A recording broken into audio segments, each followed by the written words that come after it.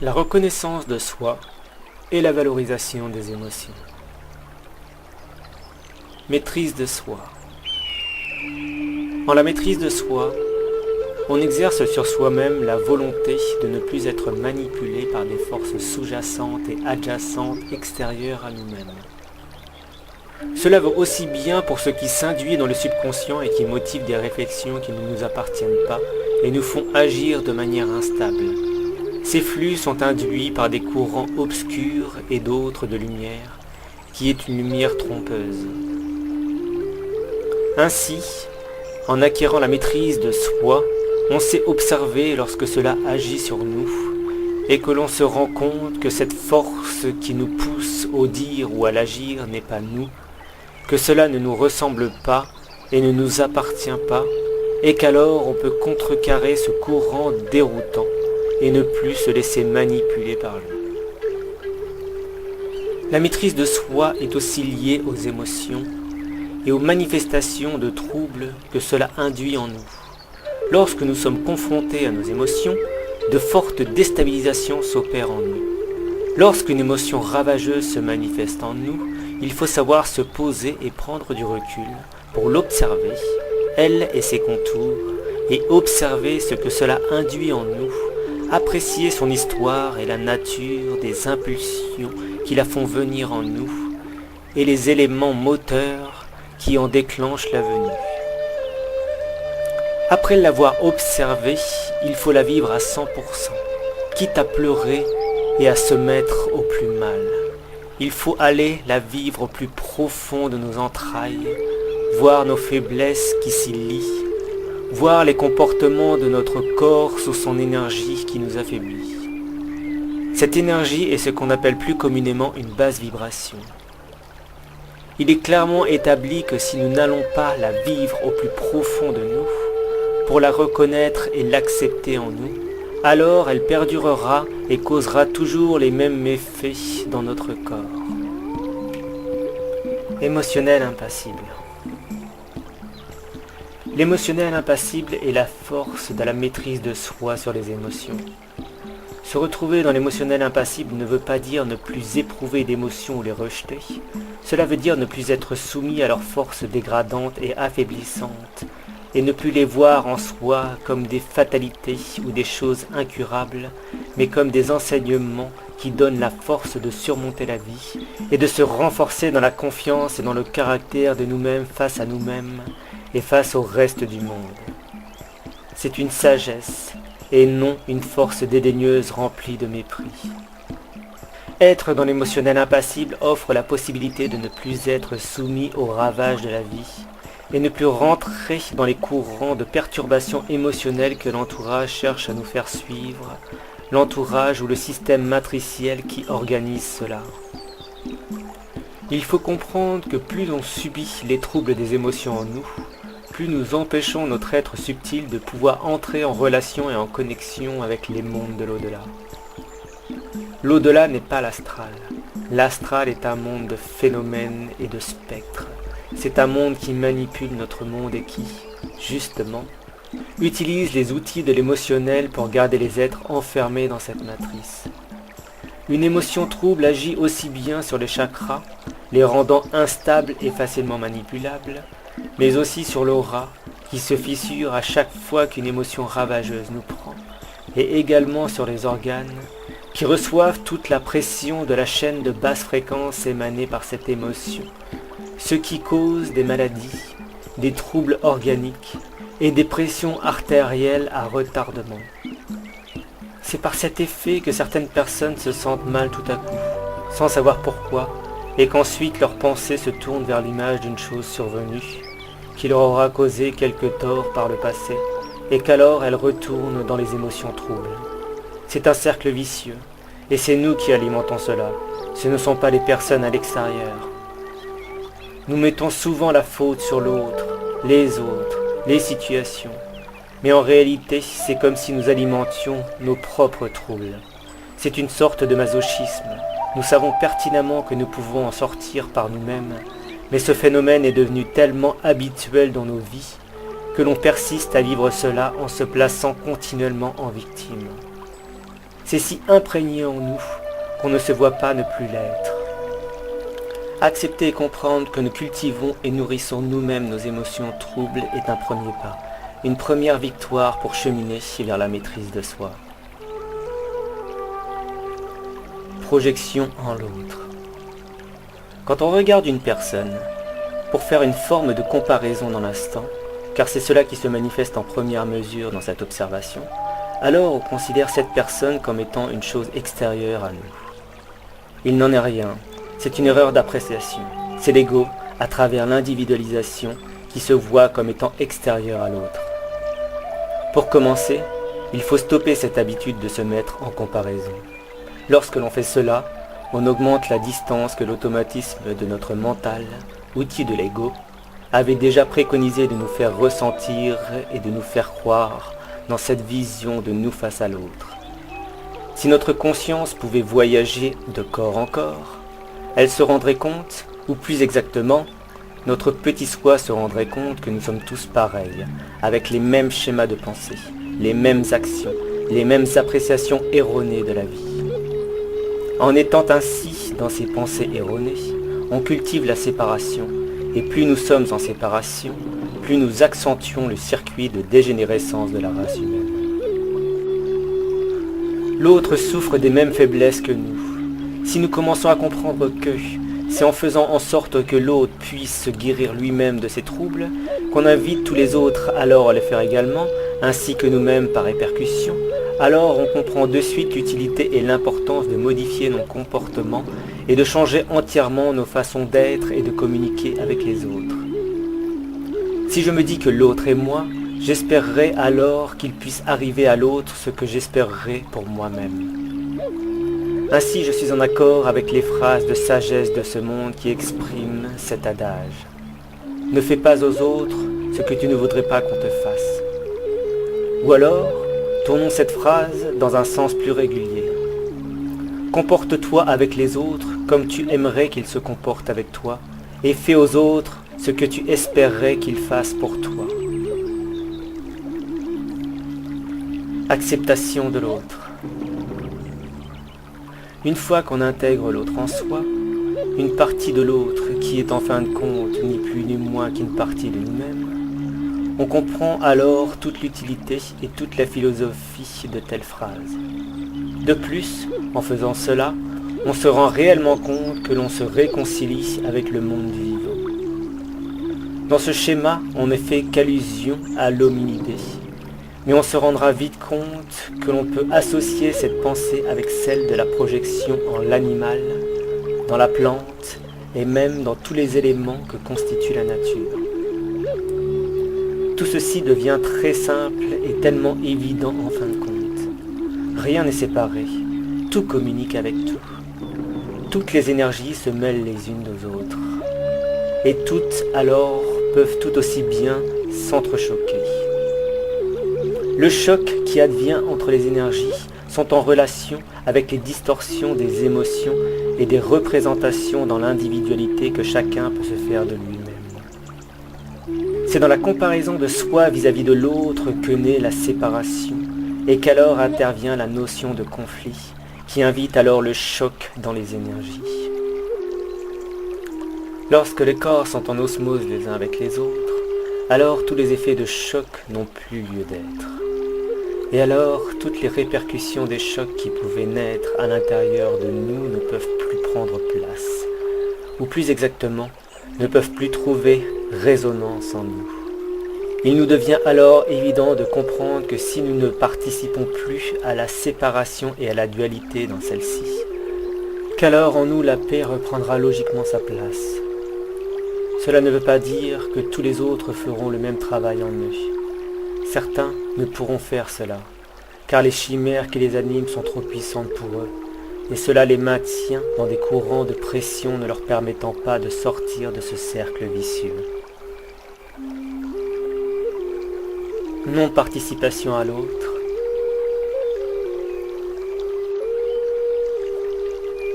Se fondre dans l'autre afin de le considérer comme ce que nous sommes est important dans la recherche de la résolution des émotions. Mais il est convenable de ne pas se fondre dans la vie de l'autre. Nous avons, chacun à notre niveau, la nécessité de nous développer et de nous engager sur la voie de la résilience, mais nous pouvons réaliser que ce chemin est individuel avant toute autre chose. Surtout, nous devons percevoir que nous ne pouvons pas faire pour les autres. Celui ou celle, en plus du fait qu'il ne soit pas forcément enclin à réaliser ou à choisir la voie de ce chemin qui est le nôtre, sont établis dans une vision propre qui est la leur. Dès lors, il n'est pas convenable de forcer la main. L'autre doit suivre sa propre voie, et ce n'est certainement pas à nous de choisir pour lui ou de l'obliger. Si on commence à forcer les choses sur autrui, alors on ne fait que créer un champ de distorsion qui entraînera forcément une rupture. Il nous est profitable et agréable de partager aux autres, partager ce qui, pour nous, furent des éléments nous portant à la révélation de conscience, les enseignements que nous avons reçus de l'extérieur, ou de ceux qui furent infiltrés en nous dans notre esprit, à travers l'intelligence universelle, en passant par le biais d'une conscience, d'une force au-delà de nous-mêmes, qui nous est liée et nous accompagne, que nous ne sommes pas en mesure d'entièrement comprendre.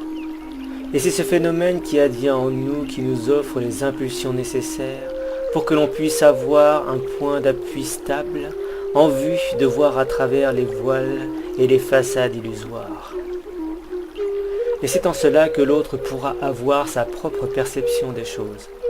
Dès lors, nous sommes invités à partager ce que nous avons reçu, produit de la conceptualisation de notre vision, tout en appréciant que l'autre ne le concevra pas forcément de la même manière. De cela, même si l'autre commence à vivre ou vit actuellement des choses troublantes et contradictoires, il ne faut surtout pas essayer de l'accompagner ou de s'intégrer à sa vie. Bien au contraire, il faut comprendre cela, s'en éloigner et s'en détacher pour le laisser vivre ce qu'il a à vivre. Ça ne nous appartient pas, ça lui appartient en propre. Valorisation de l'autre. Depuis de nombreuses générations, on a tendance à voir l'autre comme quelque chose de très éloigné de nous, quelque chose de totalement contraire. Alors, dans cette vision et ce conditionnement automatique, on exerce une forme de rejet sans forcément s'en rendre compte. Il est plus que profitable pour nous de voir l'autre comme s'il était nous, dans un autre espace corporel, un autre corps. En se mettant en l'autre, on conçoit qu'il n'est pas différent de nous. Il vit lui aussi ses douleurs et ses faiblesses, ses craintes et ses peurs. Si on se fond en l'autre, alors on est plus à même de comprendre ses actes et ses réactions. On se rend compte que si nous avions à vivre ce que l'autre est en train de vivre, ou de ce qu'il aura pu vivre par le passé, que si c'est nous qui avions dû vivre cela dans nos vies, que cela aurait été soit insupportable, soit impossible, ou que nous aurions pu vivre ce qui appartient à l'autre avec une certaine forme d'aisance. Dans ce procédé, on peut déjà commencer à percevoir une partie de ce que peut ressentir l'autre dans les schémas de sa vie et dans les troubles qui peuvent s'y manifester.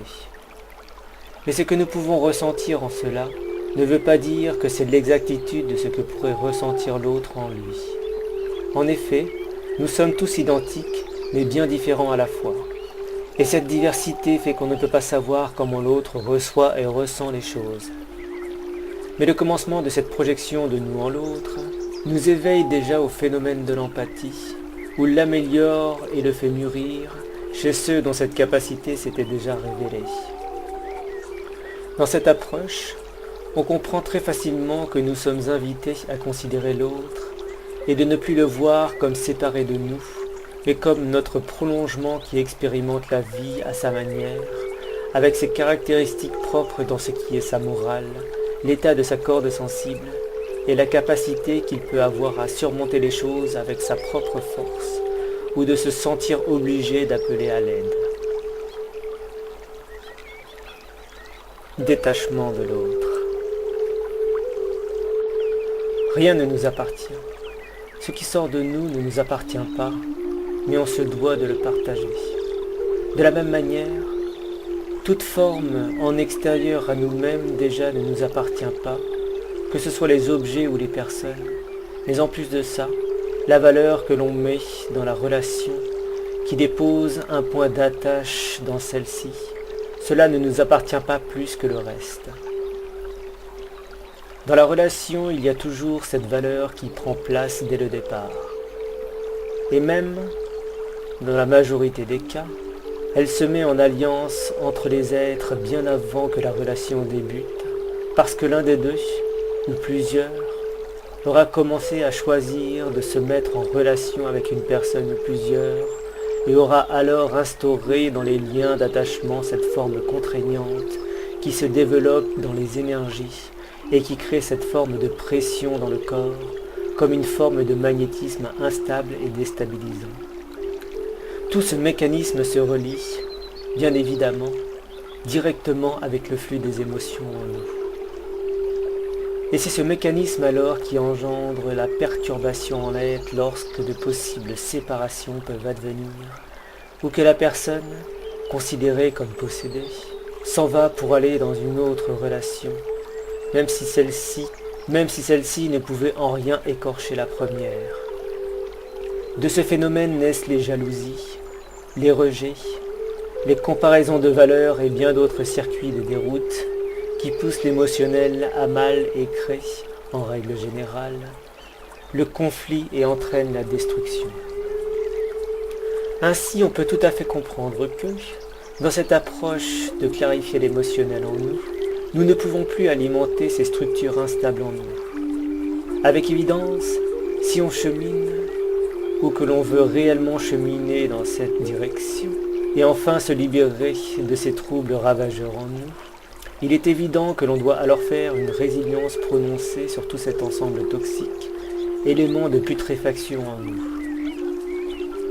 Peu importe la forme de la relation que nous avons pu engager, avec les personnes que nous avons pu côtoyer dans nos vies, ou celles avec qui nous engageons une nouvelle relation, il est évident que nous devons faire preuve de détachement constant, tout en étant capables d'être dans la relation sur une forme régulière, dans une voie de liberté et de partage simple et transparent.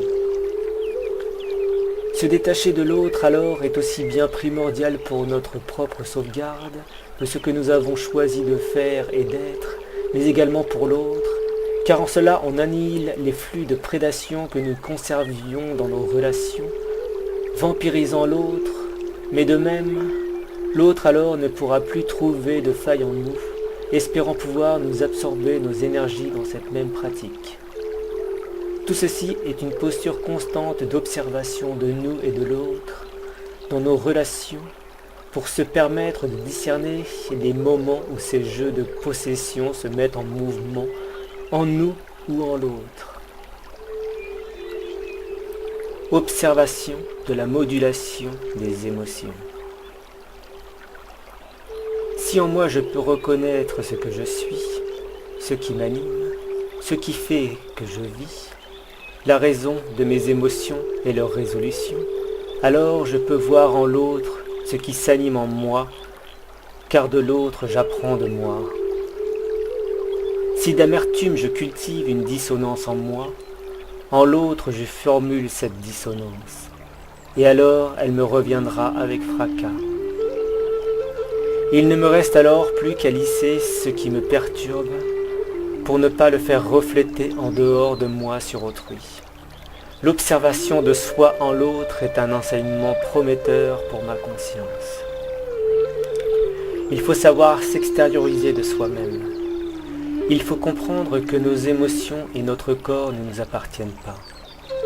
Que tout ce qui se manifeste dans ces deux corps, le corps émotionnel et le corps physique, vient juste pour perturber notre vie. Alors, si on se détache de nous-mêmes et de ce que l'on est, et que nous reconnaissons que le corps est quelque chose qui ne nous appartient pas, que ce n'est pas nous, et que nous sommes au-delà de cette forme, alors on le perçoit comme extérieur à nous. Cela se réfère à sortir entièrement notre conscience de notre corps et de se regarder comme si ce n'était pas nous, que ce que nous observions serait quelqu'un d'entièrement extérieur à nous. Ainsi, tout ce qui arrive dans le corps de cette personne que l'on considère ne pas être nous, dans ces troubles, on se rend compte que cela ne nous appartient pas et ne nous touche pas.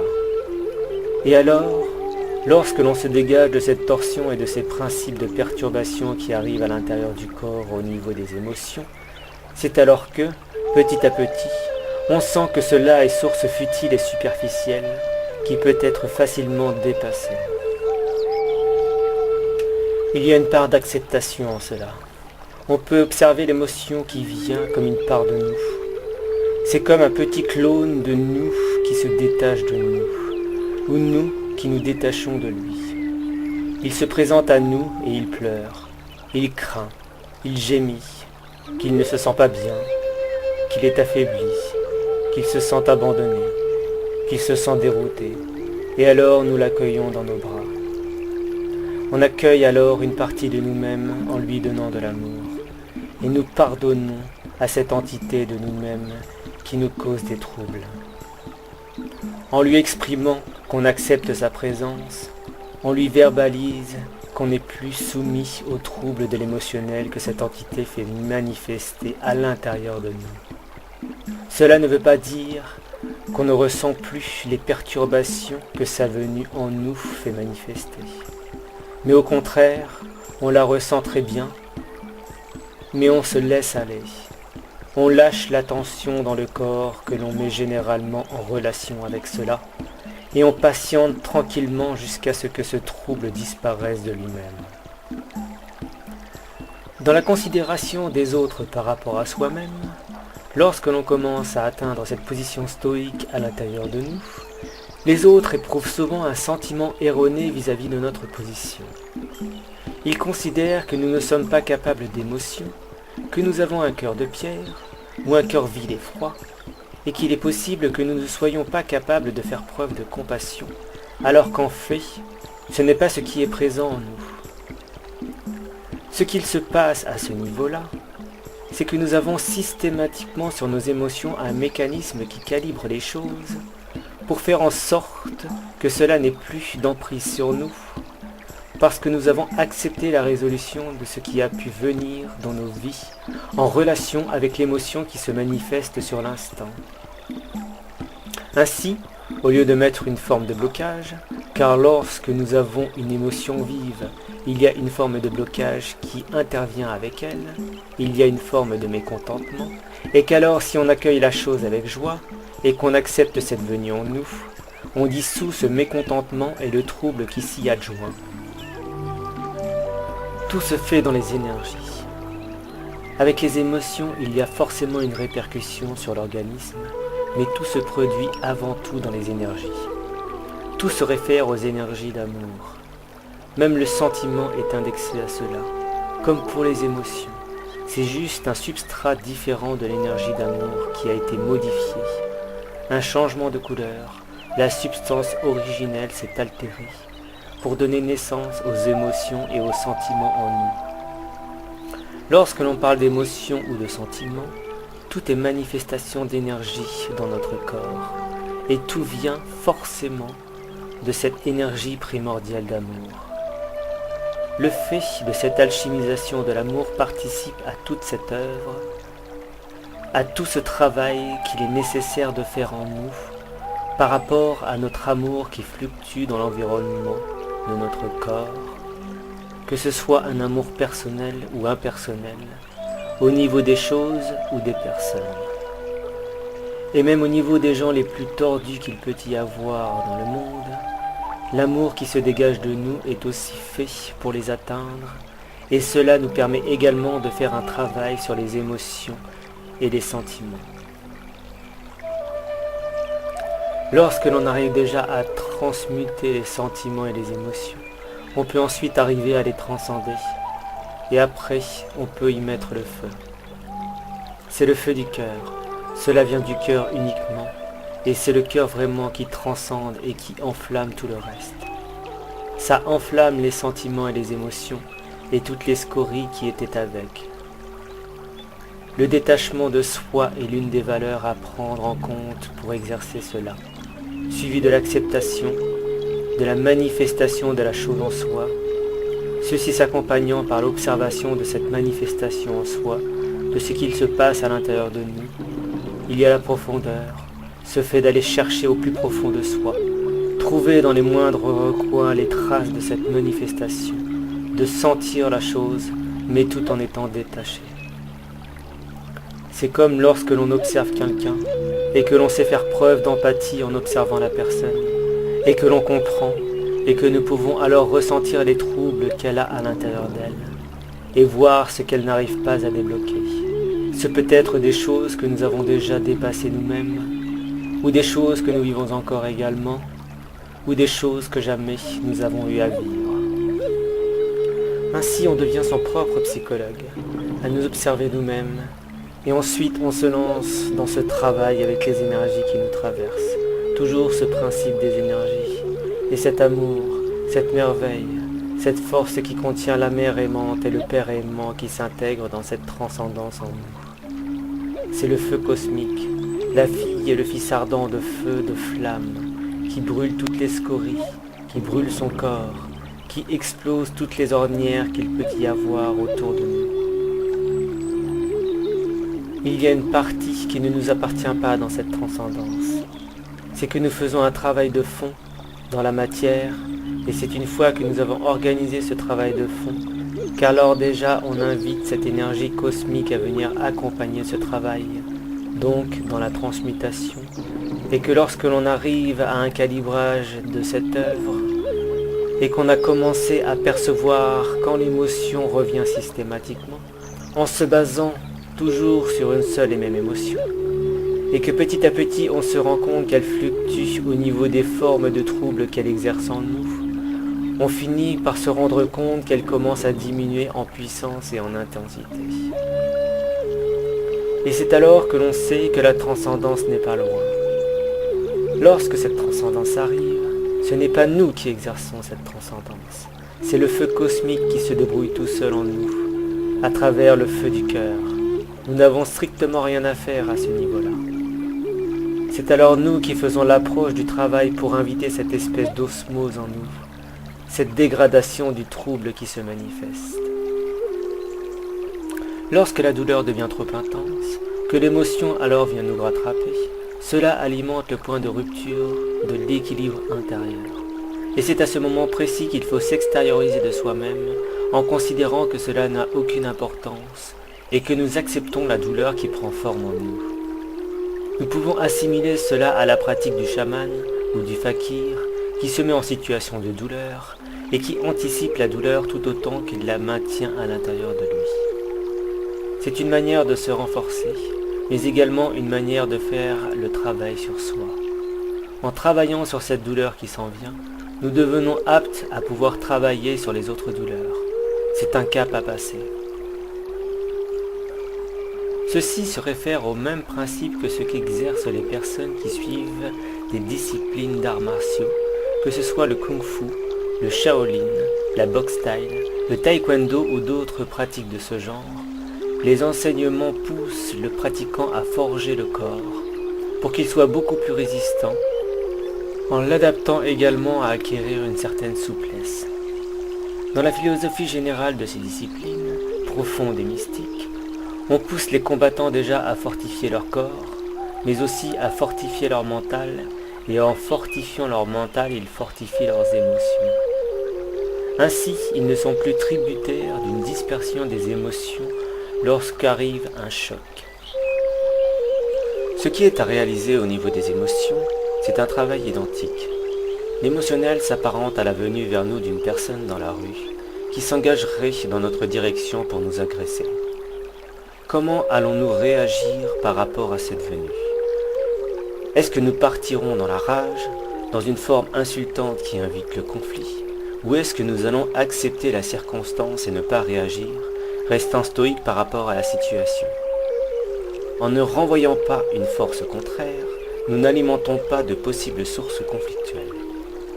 Il y a une action reçue et, n'y répondant pas, il ne peut y avoir d'effet d'aller-retour. étant donné que l'aller ne trouve pas de réponse par un retour. Ainsi, moins on ne répond, moins le phénomène en face de nous prend de l'ampleur, et il aura même plutôt tendance à se diminuer. Ce qui nous montre que ce qu'il se passe à l'intérieur de nous, c'est le même type de situation que les conflits que nous pouvons avoir en extérieur. Lorsqu'une personne vient nous agresser, de quelle manière réagit-on? Est-ce qu'on répond sur la même force agressive ou est-ce qu'on laisse aller? Et pour les émotions alors, comment nous réagissons? Ce sont les mêmes effets. Lorsque la douleur vient nous tordre de l'intérieur par le biais des émotions fortes, si nous laissons aller entièrement notre corps sans donner aucune pression, sans se dire des choses qui nous gardent dans ce flux de perturbation, alors on peut s'en alléger. Que si nous disons des choses telles que « Putain, mais pourquoi? Pourquoi? Mais où? Mais comment? Mais à cause de qui? Mais à cause de quoi ?» Du coup, on ne s'en sort jamais avec ces questionnements qui n'ont pas de sens réel.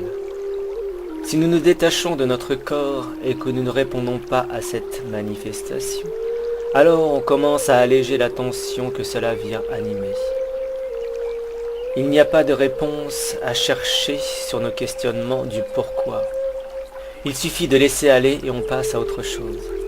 Dès que nous émettons des blocages, la chose persiste et trouve résistance en nous. Mais surtout, elle revient en permanence et peut devenir de plus en plus insoutenable et incontrôlable. Et c'est en cela qu'on se rend compte que c'est la même chose pour les agressions extérieures. C'est nous qui leur donnons une importance et une permanence en nous et autour de nous. Pour la personne qui nous agresse, si nous lui répondons, cela la satisfait. Et elle continue alors à alimenter cette agression. C'est une complaisance pour elle de voir que l'on répond à son agression. Elle sait alors que ça nous déstabilise et diminue notre équilibre global. Certes, il peut y avoir des cas spéciaux, mais en règle générale, si on ne répond pas, le phénomène s'éteint de lui-même. Il y a abandon. Il n'y a aucune réponse, donc ce n'est plus utile d'essayer de titiller l'autre. Plus nous répondons toujours aux agressions, plus elles trouvent une utilité à rester présentes dans notre sphère de vie. Il y a une persistance constante, et certaines fois une évolution jusqu'au point de rupture. Le point de rupture est une crise ou des rixes, ou encore des cas de perte totale de contrôle. Nous sommes obligés de traiter les émotions au cas par cas. On ne peut pas se dire que l'on pourra en traiter plusieurs en même temps. Il faut réellement en choisir une qui nous semble être la plus contraignante et mettre beaucoup d'attention dans notre volonté à la faire stabiliser en nous. L'idéal est d'être en situation. Lorsqu'arrive l'émotion que l'on a choisie, alors nous devons mettre toute notre attention dessus avec cette intention de la clarifier. Dans cette même optique, il est important de faire la différence entre les sentiments et les émotions, car ce sont deux choses bien différentes. Le sentiment est quelque chose que l'on a enregistré à l'intérieur de soi. C'est ce qui fait naître par la suite le flux des émotions, dans le sens où, n'étant pas en situation émotionnelle, lorsqu'un sentiment se fait ressentir, tout de suite après arrivent des émotions qui sont liées à ce même sentiment. J'ai le sentiment qu'il va m'arriver quelque chose. J'ai le sentiment que je vais recevoir un choc. J'ai le sentiment que l'autre ne m'aime pas. Ce sont des choses que l'on valide en nous et qui s'imprègnent dans le mental au niveau intellectuel. Ceci est souvent lié au fait que nous avons reçu des informations provenant d'émotions qui nous ont traversées avant, ou d'informations reçues par télépathie, par une pensée analytique qui souvent ne nous appartient pas, ou encore par la bouche ou les mots de quelqu'un d'extérieur à nous-mêmes. Les émotions, quant à elles, sont toujours furtives. Ce sont des choses qui arrivent comme un effet flash. Ce sont des choses inattendues. Il n'y a pas eu forcément le sentiment ou la réflexion de leur approche avant leur venue, quoiqu'elles puissent naître certaines fois du sentiment. Ce ne sont pas des choses qui sont permanentes, c'est de l'impermanence. Cela vient nous troubler de temps à autre, mais il y a des phases de la vie où elles n'existent pas, où on les zappe. Le sentiment, lui, est permanent. C'est l'intellectualisation d'un trouble déjà connu ou de la possible venue d'un autre trouble. Suivant comment se modulent les émotions en nous, cela altère les sentiments. Cela modifie la perception que nous pouvons en avoir. Suivant ce que nous vivons à chaque instant, cela les renforce ou les diminue. Cette altération sera en décrescendo à partir du moment où nous engagerons ce travail de transmutation en nous, ce qui aura pour effet de lisser les émotions et de nous donner le sentiment qu'elles n'ont plus autant d'emprise sur nous. Ceci calmera et apaisera une certaine partie en nous. Lorsque l'on se trouve dans le sentiment d'une chose qui peut arriver, alors l'émotion s'invite avec ce sentiment. C'est une des phases dans lesquelles on peut se permettre de se placer en tant qu'observateur. C'est comme lorsqu'une émotion arrive de manière furtive. On sait que c'est à ce moment-là qu'il faut porter notre regard et notre attention dessus. C'est un exercice de style, un cas pratique, comme on le dit si bien dans les enseignements. Alors, dans ce cas pratique, il faut se mettre en condition totale, c'est-à-dire le dégagement de nous-mêmes, l'extériorisation, l'acceptation, le pardon, l'intégration, l'accueil, l'intégration dans le sens où cette émotion serait comme une personne à part entière, tout en étant une partie de nous, une personne que l'on différencie de nous-mêmes et qui se trouve à l'intérieur de nous. Nous l'écartons de nous, on s'écarte d'elle-même, puis on la prend dans nos bras et on l'accueille. Cela part du sentiment et cela se termine dans l'émotion. Ainsi, on canalise l'émotion en exerçant une transmutation sur elle, dans ce même mouvement pensé. Ainsi la peur, le rejet, le regret, l'amertume, beaucoup de choses qui forment ce circuit de tension que l'on doit calmer à l'intérieur de nous, se trouvent être diminuées au fur et à mesure que l'on exerce toutes ces résolutions de résilience.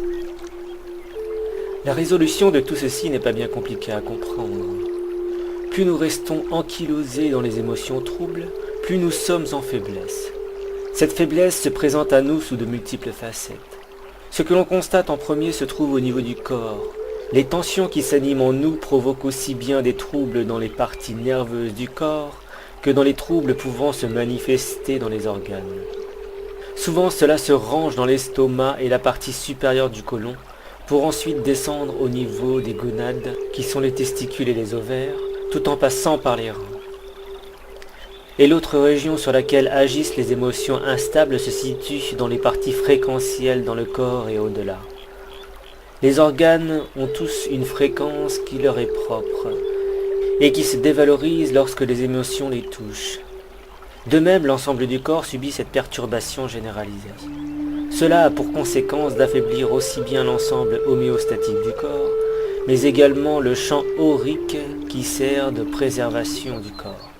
Le champ aurique est ce qui se réfère à l'aura, à l'énergie qui se trouve autour du corps. Tout ceci a pour conséquence de laisser place à des maux ou à des agressions extérieures. Les cancers ou d'autres maladies plus ou moins virulentes adviennent à cause de ces détériorations dans le corps.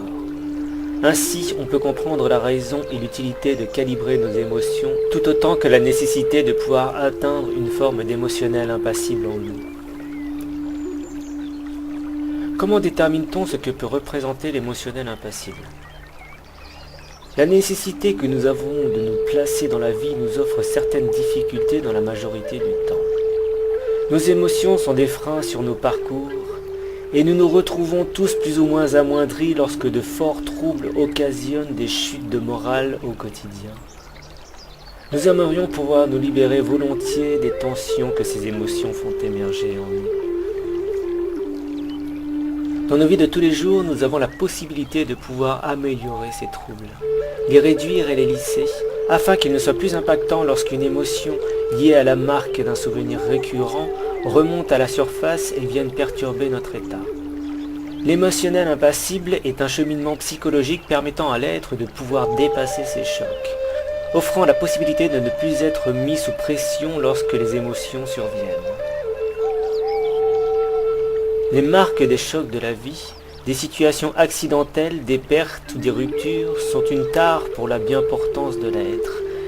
Il semble impossible pour certaines personnes de penser pouvoir faire disparaître ces choses. Les faire disparaître est réellement impossible car, une fois qu'une telle chose est inscrite en nous, son souvenir et sa répercussion sont toujours plus ou moins importants et présents.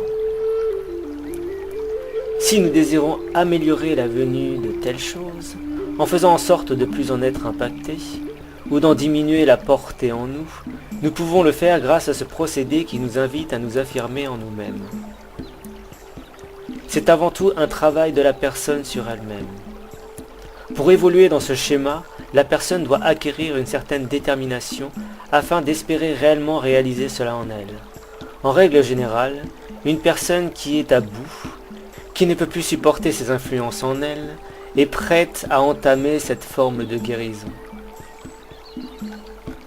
En effet, les maux et les douleurs de l'émotionnel en l'être se considèrent facilement comme des éléments maladifs. Donc, ils demandent une guérison certaine. Peu importe comment arrive une douleur dans le corps, l'aspect et la forme importent peu. Ce qui est le plus important est de pouvoir améliorer l'état homéostatique de la personne, son équilibre psychologique, émotionnel et organique. Car oui, à partir du moment où il y a un trouble physique, psychologique ou émotionnel, l'organisme tout entier, les organes, reçoivent des chocs qui amoindrissent leur qualité et capacité. C'est une répercussion logique dans tout le corps. L'estomac garde imprégnées au plus profond de lui les traces de ces intrications émotionnelles qui traversent le corps et, si cela n'est pas traité, ces traces organisent un affaiblissement général de ce qui environne cet espace dans le corps. Nous savons aujourd'hui que tout le corps est impacté par une faiblesse généralisée par l'intervention d'un événement douloureux. Et pour traiter cette faiblesse, l'être a besoin de se concentrer sur lui, sur les éléments qui causent ces tensions en lui et l'empêchent de pouvoir vivre librement. Une fois que l'être atteint petit à petit l'émotionnel impassible, cela ne veut pas dire que les émotions ne le traversent plus, ou encore qu'il les bloque ou les rejette. Cela veut dire que sa réaction à leur venue n'est plus du tout aussi sèche, instinctive et violente. C'est alors que, petit à petit, l'être peut se permettre de pouvoir observer en lui où se situent ces troubles, leur lien avec l'ensemble de sa vie ou les héritages familiaux, et commence alors à clarifier une grande majorité de ce qui aura été engrammé dans les générations, dans les états de vie de la génération dans laquelle il se trouve, comme de ce qui lui incombe directement. Tout cet ensemble n'est qu'une succession d'événements qu'il sera à même de transmuter pour finalement les transcender. Et alors ce sera lui qui acquérera la maîtrise de soi, et il sera capable d'offrir à tous ceux qui l'entourent les outils qui lui ont servi à lui-même, suivant sa propre volonté, à se projeter dans la réalisation d'une telle aventure. Qu'est-ce que représente l'émotionnel impassible ? Ceci est une action qui se veut lisser les émotions lorsqu'elles surviennent. Comment faire ? Tout simplement, lorsqu'une perturbation émotionnelle vient s'immiscer dans l'instant vécu, elle agit sur nous et influe sur les parties nerveuses et sensibles.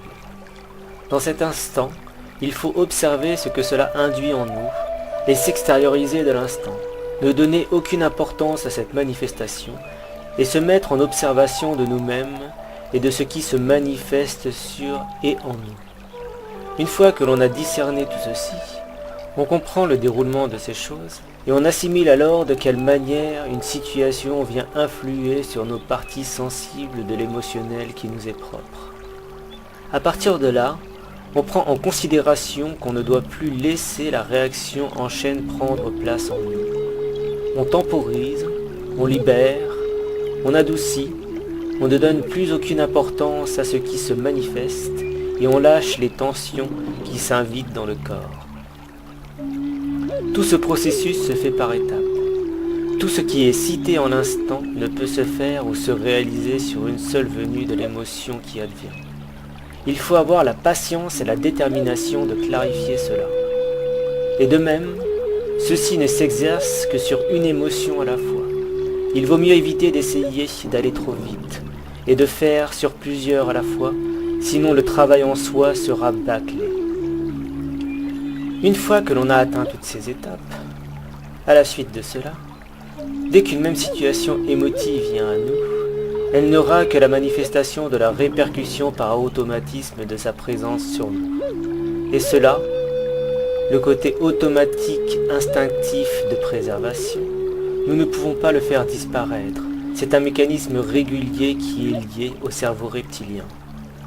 Mais à la suite de cette venue instantanée, on ne donne plus corps à cette manifestation et elle ne peut plus influencer sur notre état, car nous la considérons comme une influence extérieure qui ne cherche qu'à nous déstabiliser et nous affaiblir.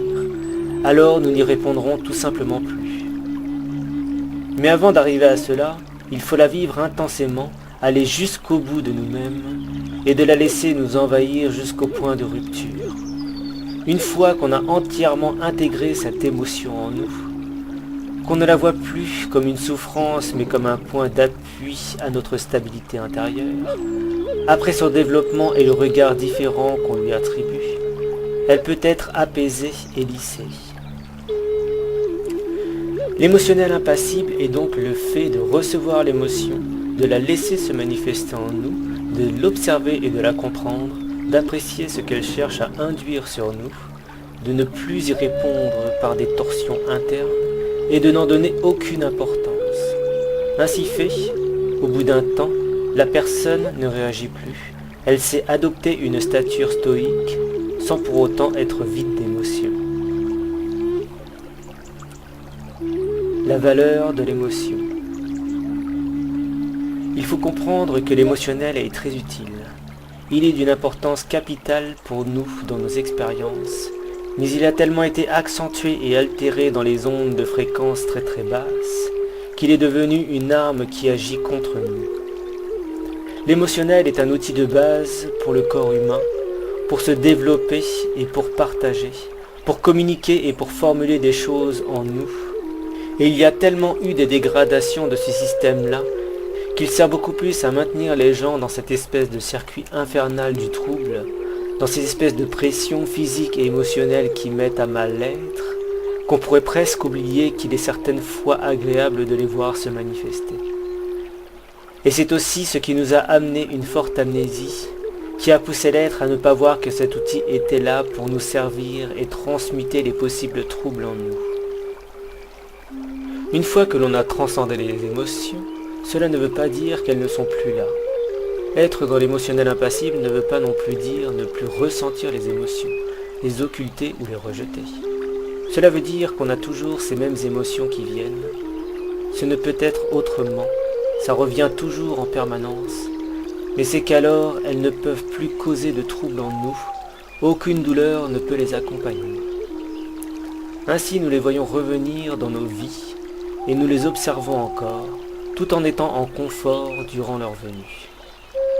Et on ne fait alors que les regarder passer, sans y être attaché.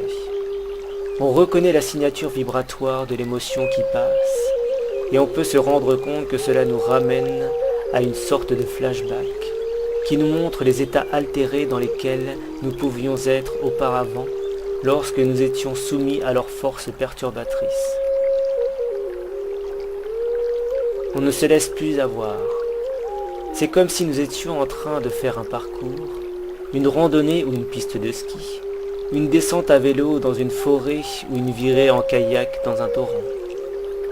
Dans les premiers passages, il y aura quelques endroits que nous aurons du mal à franchir, ou encore des endroits où nous aurons subi des chutes plus ou moins désastreuses.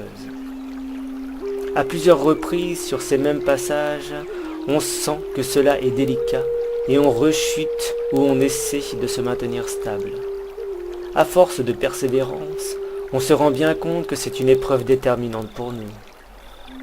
Et au bout d'un moment, soit on continue à être en résistance et à éprouver les mêmes difficultés, soit on commence à avoir plus d'aisance, et on finit par prendre de l'assurance et ne plus chuter. Cela devient plus confortable pour nous. Alors on aura deux choix qui se présentent à nous. Soit esquiver les endroits qui nous semblent compliqués et insurmontables, soit on foncera en plein dedans, quitte à chuter de nombreuses fois, afin d'enfin pouvoir les surmonter et trouver une belle aisance à les franchir par la suite. Nous pouvons esquiver ces parcelles difficiles de temps à autre, lorsque l'on sent que l'on n'est pas adapté, qu'on ne se sent pas en forme et que l'énergie n'est pas assez présente en nous, lorsqu'on est trop endormi ou trop affaibli en fin de journée, ou encore lorsque les circonstances ne sont pas adaptées pour nous permettre de prendre la chose avec discernement. Mais lorsque nous sommes en pleine possession de nos moyens, alors il nous est primordial d'aller de l'avant. La vie nous montre juste comment on doit s'adapter par rapport aux circonstances, autant de ce qu'il y a à l'intérieur de nous qu'à l'extérieur. S'il y a une forme conflictuelle par rapport à une situation, que ce soit la déroute d'un passage pendant un exercice sportif, ou que ce soit une confrontation avec une personne dans la rue, ou que ce soit une tension d'un sentiment passé, que ce soit n'importe quoi, à chaque fois, c'est exactement le même combat. C'est un combat avec nous-mêmes, avec nos propres valeurs personnelles. Quand on se revalorise, une chose qui est également importante dans ce cheminement, car lorsqu'on est souvent en train de se dire « je ne suis pas capable de faire ci, je ne suis pas capable de faire ça, je n'y arriverai jamais, c'est trop dur », rien que le fait de dire ces choses nous impose à nous-mêmes des énergies de blocage, des barrières qui deviennent infranchissables tant que nous ne changeons pas de point de vue. Cette action alors est un dépassement de soi-même, un dépassement de nos propres forces et barrières. La force que l'on équilibre en nous, ceci nous appartient. Nous n'avons pas besoin de faire en sorte que les autres le perçoivent. Ça nous appartient. Les personnes extérieures à nous ne verront pas ce qui s'anime réellement en nous. Ils peuvent nous prétendre être de faibles personnes ou le contraire, mais en finalité, il n'y a que nous qui savons les positions que nous avons face aux choses et aux situations diverses de la vie. C'est seulement à l'instant où on se retrouvera en état d'exposition à exercer la force de maintien qui est en nous, face aux autres, qu'ils auront l'occasion de se rendre compte de la stabilité que nous adoptons face à une situation. Ainsi, seule la position adoptée et nos réactions montreront aux gens ce que nous sommes réellement. Ils n'auront plus d'autre choix que d'accepter que nous ne sommes pas ce qu'ils avaient pu songer que nous soyons. Certes, il y aura toujours des esprits négatifs et malades, déroutés par le petit démon qui les habite, les poussant à nier l'évidence, ou à chercher à nous désorienter, ou nous donner une forme dégradante que nous ne sommes pas.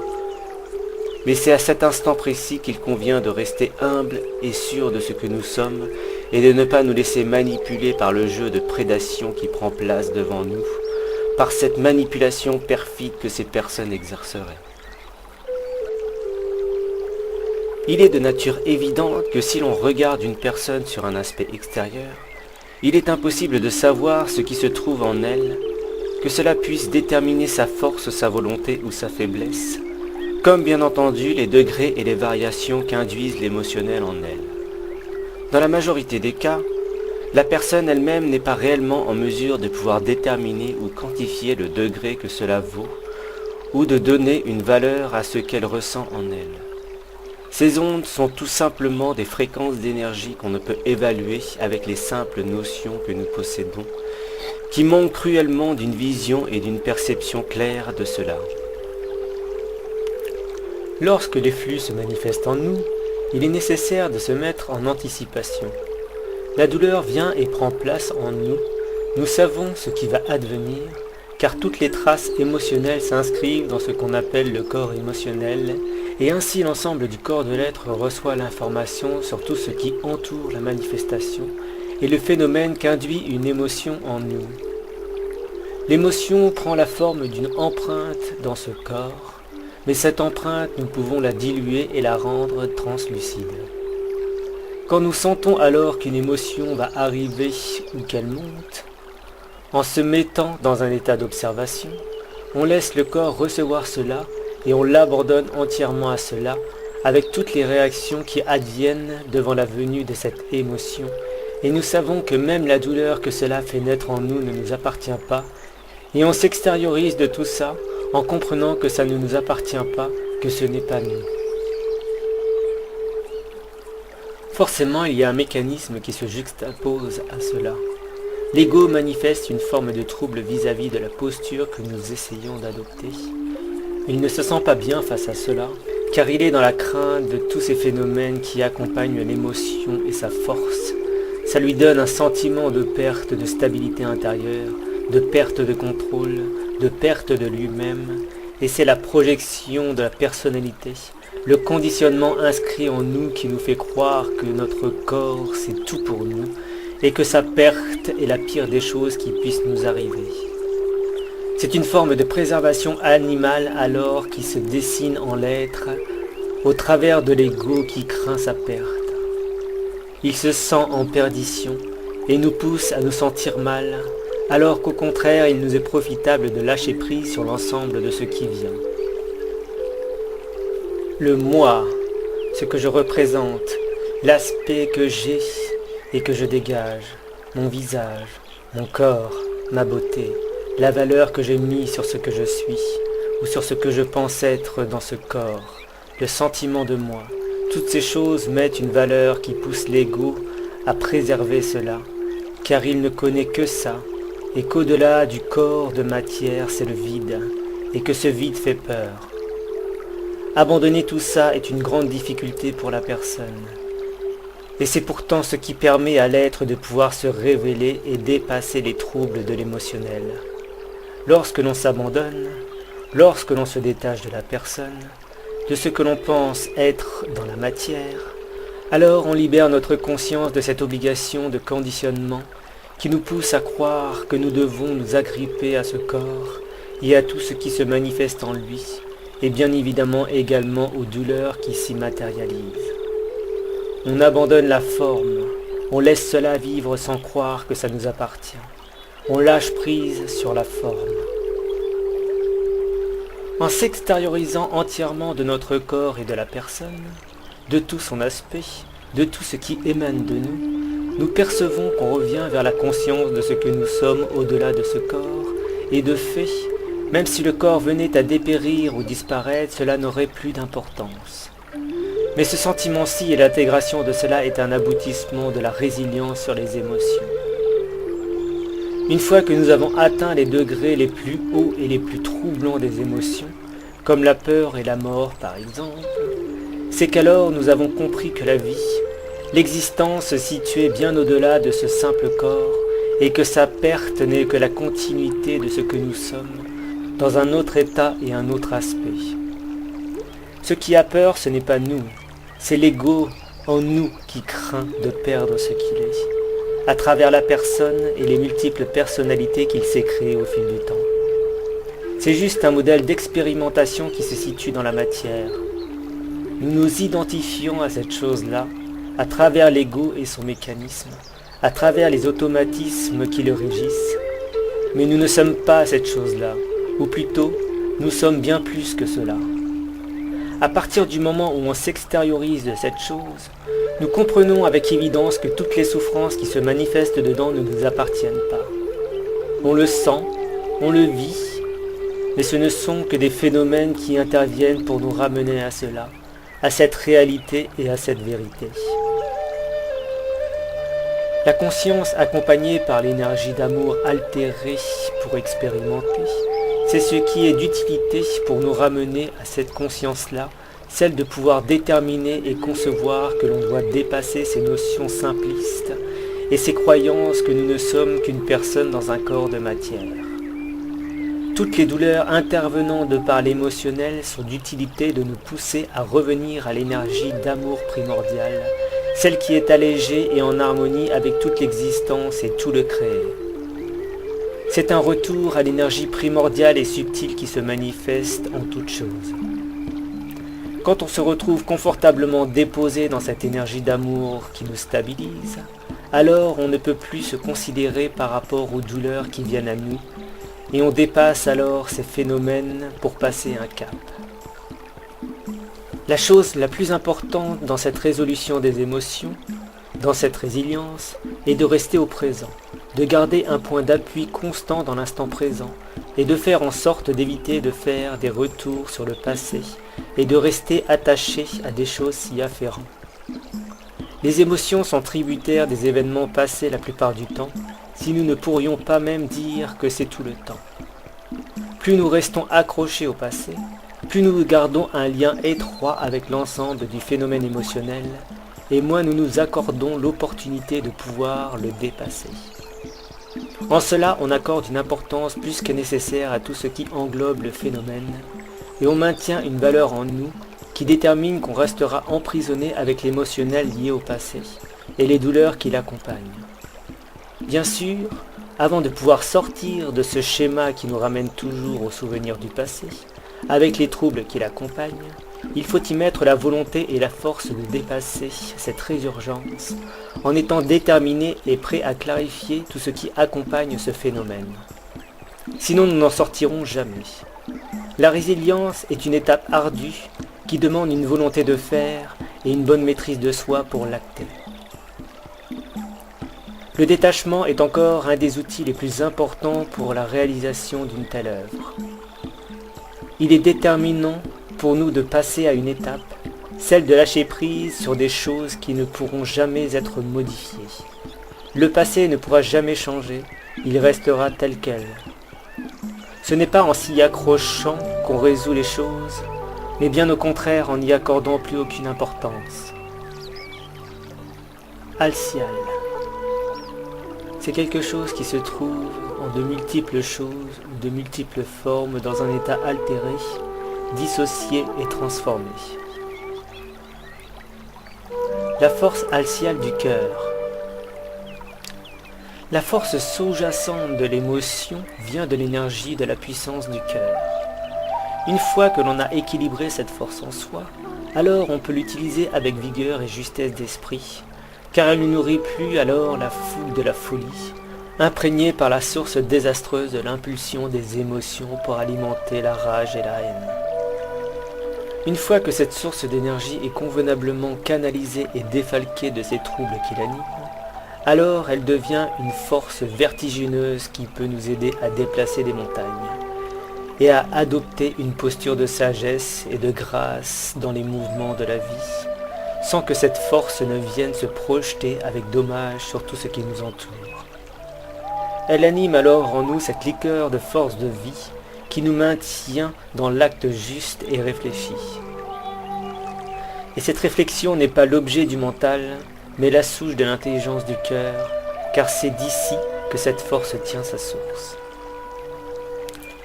L'émotionnel est utile, mais avant de s'en servir correctement, il faut le rendre neutre. Pour le rendre neutre, il faut détruire ce qu'il est en tant qu'élément perturbateur, pour ensuite le réanimer avec l'or du cœur. Ça part du même principe que la mort de l'ego. On tue le petit soi, l'ego, pour ensuite le faire réanimer en nous, pour qu'il devienne un compagnon et non plus un perturbateur. Différence entre la transmutation et la transcendance. La transmutation est un procédé alchimique dans le corps qui modifie la nature d'un élément ou de plusieurs mélangés en une résolution qui donne une autre substance qui participe pour nourrir l'être ou à lui servir pour quelque chose. Donc ça reste une nature utile dans les plans matériels, mais aussi dans les plans subtils dans certains cas. Transcender, c'est un dépassement, mais ça fait partie de la fin de la résolution d'une transmutation profonde. On en revient aux éléments transmutés. Après que la solution finale ait pu être utilisée ou contemplée, agrémentée par des sentiments, des volontés ou des visions d'une forme globalisée de ce qu'est la nature de l'existence et de son rôle dans cette existence, et dans d'autres plans parallèles, alors cette solution finale peut être transcendée, c'est-à-dire qu'elle a atteint le point de résolution finale. Le feu du cœur transcende cela. C'est ce qu'on peut aussi appeler le feu cosmique. Une fois tout cela brûlé, il n'est plus nécessaire de le garder en soi, il ne reste que la mémoire du passage et du déroulement de l'alchimisation d'une ou de plusieurs choses associées. On peut imaginer cela avec une émotion. Elle se présente, cause des troubles. Alors on sait qu'il faut la dépasser. On fait en sorte de l'observer dès qu'elle arrive et de voir tout ce qui organise sa venue. On va chercher et puiser au plus profond de nous pour voir ce qu'elle peut atteindre et où se terrent toutes ces parties qui s'accrochent sévèrement à nous afin de garder une trace de tous ces cheminements qu'elle opère en nous et de comprendre ce qui se met en mouvement lorsqu'elle advient pour essayer de renaître à un moment dans notre vie, pour persister comme une perturbation en notre intérieur. La transmuter, c'est alors cette recherche, car dans cette recherche, on élabore un plan d'action pour rechercher toutes ces traces et les formules de sa venue. Dans cet acte, on commence à comprendre quel mécanisme fait qu'elle vient et qu'est-ce qui est lié à ce mécanisme. Plus on l'observe, plus on la laisse nous envahir dans cette observation, quitte à pleurer fortement ou à nous mettre en rage, on prend consciencieusement du recul après avoir craché ce qui perturbe et on l'accueille en nous, en assimilant que rien n'est grave dans sa venue, sa nature ou la nature de ce qui l'a fait naître. Tout ceci fait partie alors du procédé alchimique de transmutation. En condensé et en très brèves explications.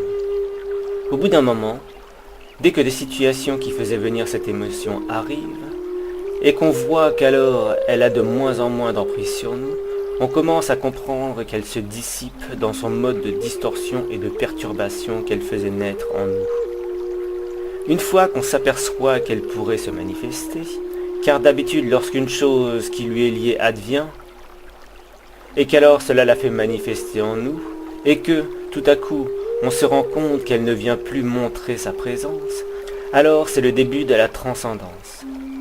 À ce moment, on sait qu'elle peut être transcendée et ne plus nous atteindre. Pour la transcender, c'est tout dans le cœur.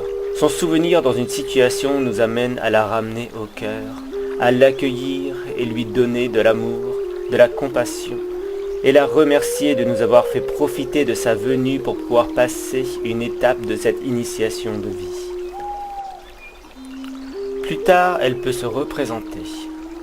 Lorsqu'elle se représente, c'est comme un test permanent d'évaluation, nous permettant de voir par nous-mêmes si nous ne nous sommes pas illusionnés, à nous faire croire à nous-mêmes que nous avons franchi cette étape avec brio.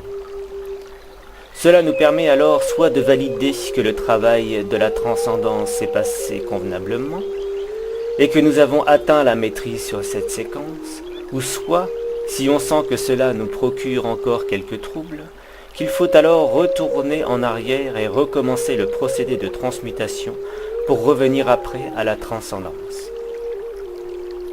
C'est pour cela qu'on dit que le chemin est très difficile et délicat, car toujours il faut rester vigilant avec nous-mêmes et être un travailleur assidu. La voie du juste est en lame de rasoir, et la porte est comme le chat de l'aiguille. Sagacité, droiture, humilité et beaucoup d'amour véritable. C'est très simple, mais si compliqué dans sa nature. C'est l'alchimie.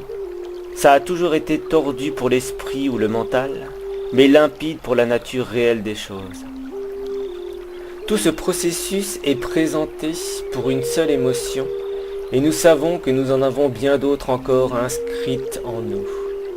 Elles sont imprégnées dans nos vies par des codes de maintien se référant à la génération, aux legs des multiples incarnations et aussi aux programmes qui nous sont inculqués tout au long de nos vies. Peur de la mort, peur et crainte du décès d'une personne aimée, douleur dans l'appréciation de la possible venue d'un trouble dommageable pour nous-mêmes ou pour autrui, crainte de la vision des autres sur nous-mêmes, crainte de se mettre en évidence devant une foule de regards. Il y a énormément de troubles émotionnels et de sentiments qui nous créent des blocages, et ces blocages nous les créons nous-mêmes, et surtout nous les nourrissons avec des croyances et le maintien de nos frayeurs, qui favorisent la permanence du mouvement de nos émotions au quotidien. L'émotionnel impassible advient lorsque nous avons réellement atteint la transcendance sur une émotion qui avait au préalable confortablement installé son fief en nous.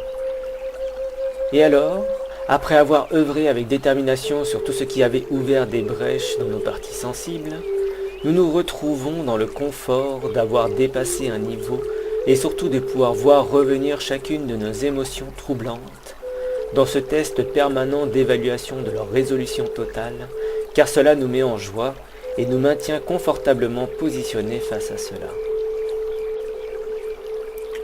Imprégnation des traces de la vie.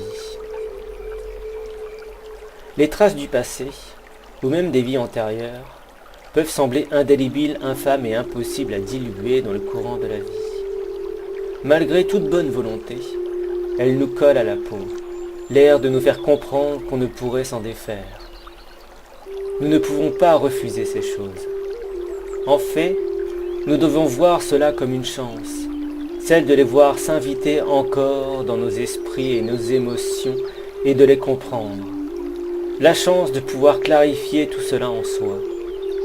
Il nous est nécessaire d'observer toutes ces choses en profondeur et de réaliser tous les impacts qu'elles sont capables d'engendrer sur tout l'ensemble de ce qui nous entoure et nous constitue.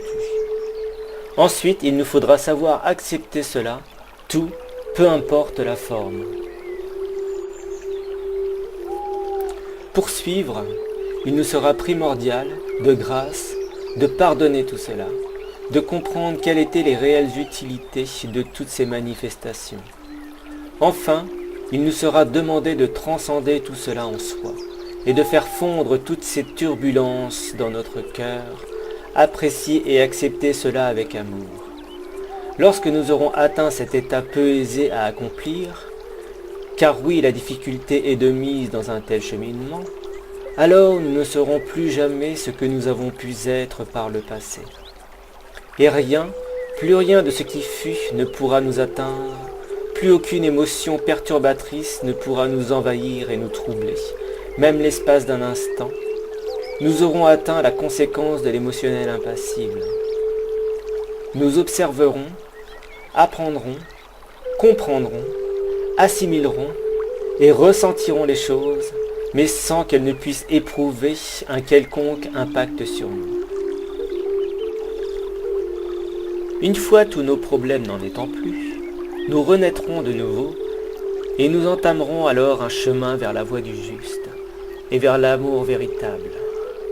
Tout notre passé ne sera plus que de vieilles feuilles mortes ou des failles consumées dans un brasier, qui auront été la création de notre propre volonté créatrice déroutée dans une période de notre vie. C'est ce renouveau alors qui nous mènera vers la vertu et vers l'harmonie des éléments en soi. Une fois que nous aurons dépassé les pouvoirs de la dualité, de la peur, de la possession, de la souffrance, alors nous serons des êtres révélés et régulés, prêts à atteindre des niveaux vibratoires dont nous n'avons même pas idée. Résurgence de la pensée dans la négation. Souvent, il nous revient des pensées négatives vis-à-vis de nous-mêmes ou vis-à-vis des autres.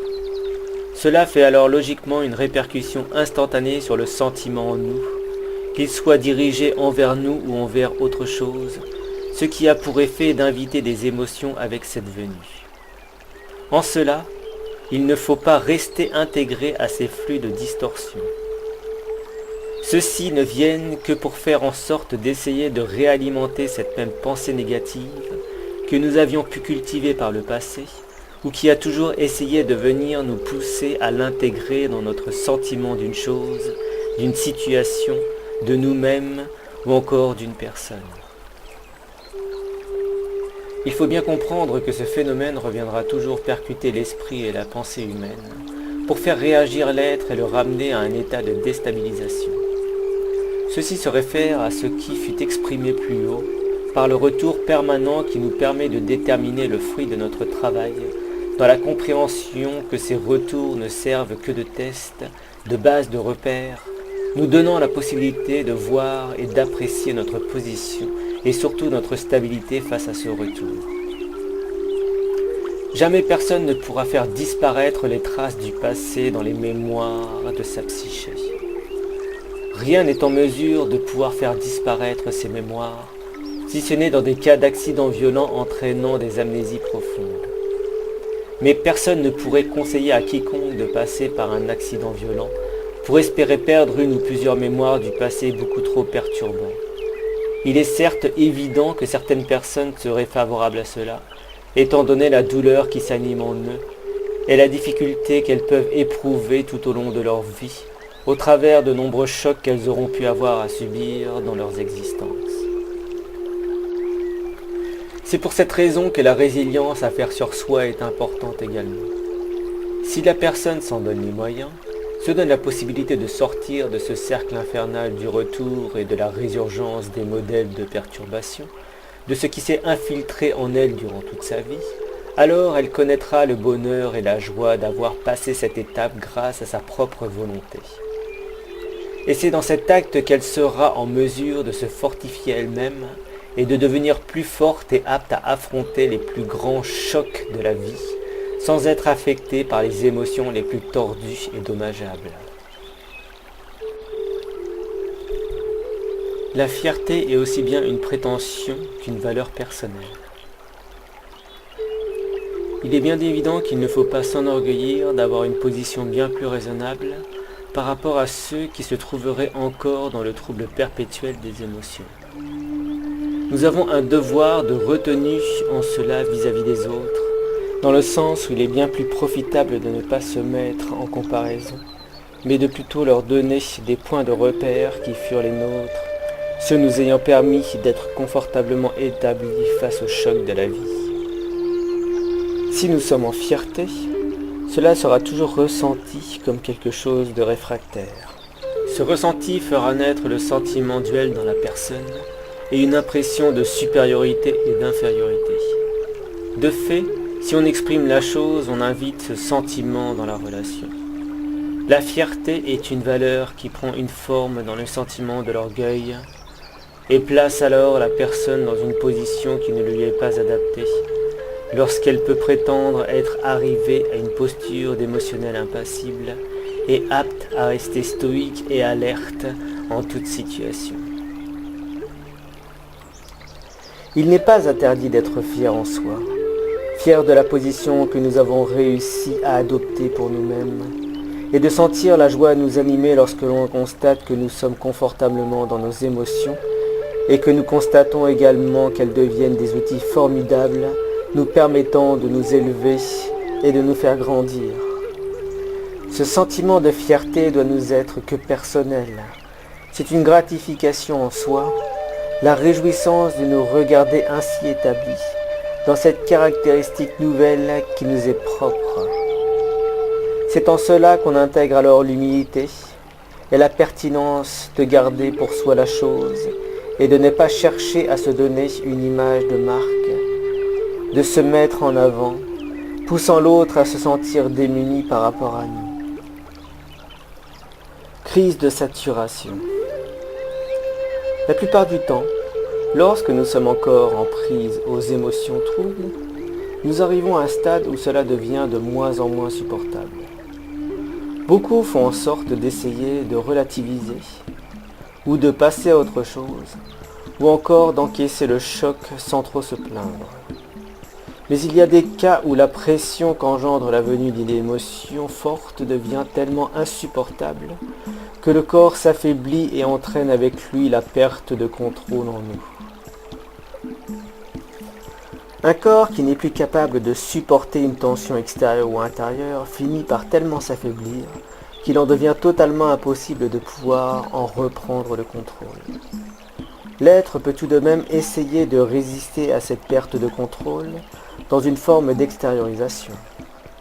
Mais la plupart du temps, ce qui advient dans le corps est tellement oppressant que la personne ne se sent plus la force et alors elle se laisse aller dans l'abandon.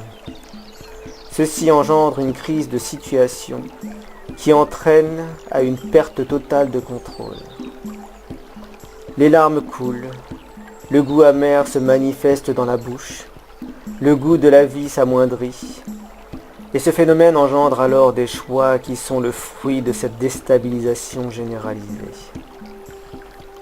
Cette crise de situation peut pousser l'être au désir de la perdition de sa personne, dans un abandon le plus total. Ne trouvant pas d'aide convenable pour lui à l'extérieur, il considère alors que personne n'est en mesure de pouvoir l'aider. Il considère alors qu'il est seul et abandonné dans ses troubles et ses douleurs. Il ne comprend pas que c'est à lui de relever la tête pour dépasser les tensions qui s'animent en lui. Si personne n'est capable de lui faire comprendre cela, alors il continuera à croire que c'est hors de lui qu'il peut trouver une solution à son problème. N'en trouvant pas alors, ne trouvant personne, se sentant tellement délaissé, il finira par se projeter dans une forme de vie qui dégradera sa personne. Dans la volonté de l'oubli de tous ces sentiments infernaux qui le traversent, il pensera pouvoir trouver refuge dans l'alcool ou dans la drogue. Cela pourra l'amener à la folie, à se positionner dans une forme de psychopathie qui commencera à se nourrir de sa dégradation. Cet élan dégradant lui ouvrira des portes vers la confrontation avec l'extérieur, à combattre les autres et à en être dégoûté. Cela pourra passer par des bagarres qui sont le résultat de ses propres conflits internes avec lui-même. Ou alors, s'il se sent trop faible et incapable d'agir de la sorte, il s'enverra dans une projection de désir de mort, qu'il espérerait s'infliger à lui-même, si bien sûr il pouvait en trouver la force. Certains passent par des phases qui les amènent à atteindre ces états de trouble, qui se trouvent à la limite du supportable, dans une crise de saturation interne que les autres ne vont pas forcément être capables de voir ou de comprendre.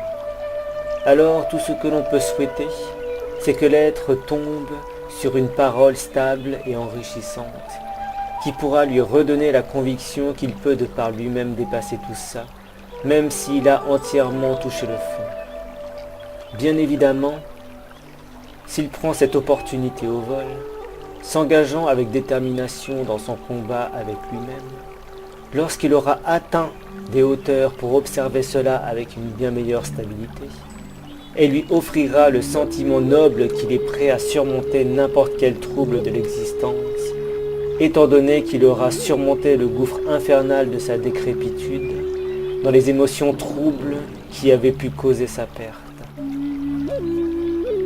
Le reflet de ce qu'est l'être, dans sa caractéristique et dans sa nature, dans son essence, ne peut que se référer à ses actions et à ce qu'il exprime. Et ce qu'il est réellement ne peut être déterminé au regard des autres. S'il gémit et se plaint continuellement, on ne voit que sa nature de victime, qui se dégrade et invite la désolation en lui. Il en va de même s'il prolifère toujours des mots ou des pensées négatives sur tout ce qui l'entoure, ou s'il se plaint continuellement de ses propres maux. Il invite alors le rejet, autant de lui-même que de celui qui l'engagera sur les autres. Celui qui, au contraire, relativise les mouvements de la vie, offre de lui-même sans ne chercher le retour, se comporte d'une telle manière que les personnes l'observant peuvent le percevoir comme quelqu'un de détaché et étrangement joyeux, celui-là alors ne pourra plus cultiver de trouble en lui, étant donné qu'il aura fait table rase des mouvements distordus qui pouvaient s'inviter dans ses pensées. C'est en cela que l'on comprend ce que l'on peut inviter en nous comme nature, comme comportement et comme réaction. Soit nous cultivons les torsions en nous, soit nous apaisons notre intérieur. C'est à chacun de faire ses propres choix. Nul autre que la personne ne peut choisir pour elle-même la voie qui lui semble la plus profitable. On abandonne la lutte. On n'oppose plus de résistance intérieure, on vit simplement. Conscience positionnelle et situationnelle, courant d'énergie. Il est des états où nous sommes dans l'incertitude de ce qui se manifeste en nous et autour de nous. Nous aimerions savoir si notre pressenti pourrait nous accorder une étincelle, nous permettant de pouvoir concevoir et même de comprendre ce qui s'intègre en nous. Lorsqu'un frisson nous traverse, concernant une autre personne, que cela nous semble déstabilisant ou non, dans un sens qui pourrait nous amoindrir ou nous faire palpiter, nous cherchons à comprendre cette manifestation en nous. Mais généralement, on ne trouve guère de solution de résolution à cette énigme. C'est une chose que trop délicate, qu'on a de cesse de se revisionner dans notre esprit de réflexion. Il y a des manifestations internes qui ne sembleraient pas demander que l'on en recherche la nature réelle, car, même si nous pouvons émettre des perceptions assez fines de la chose, il n'en reste pas moins que nous restons bloqués sur des mesures qui sont propres à notre compréhension suivant notre état personnel. Compréhension qui, de plus, ne peut être partagée étant donné que tout à chacun a sa propre perception des choses, suivant sa structure d'éveil personnel, son cadre d'appréciation basé sur une morale et en vue de son état vibratoire. Ainsi, l'on ne fait que retranscrire cette manifestation avec les colorations que l'on peut se permettre d'y intégrer, afin de s'en donner une forme mentalisable, nous permettant de mieux comprendre les raisons qui, pour nous, font que cet événement vient à s'intégrer à cet instant dans le parcours de nos vies. C'est une logique digitale de l'être humain de donner raison aux manifestations qui le traversent, mais ce n'est que brève formule, une lecture dont les mots seraient écorchés. Car l'imperceptible l'est par définition, et vouloir lui donner forme, c'est déjà essayer d'en changer la nature, et alors de lui donner des proportions moindres la plupart du temps.